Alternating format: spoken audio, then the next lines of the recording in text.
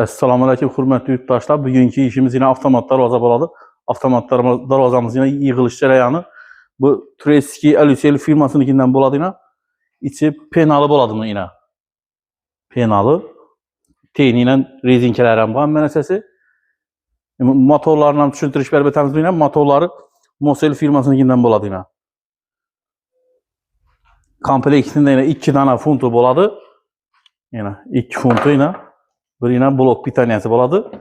Yine ruşnoy mekanizmi bunun. Ruşnoy söğüteşende tola basadı oyuna. Bundan bir tane boladı kompleksinde. Bunu kuda halasa onatıp bu cərəyanlarla koyup paramız.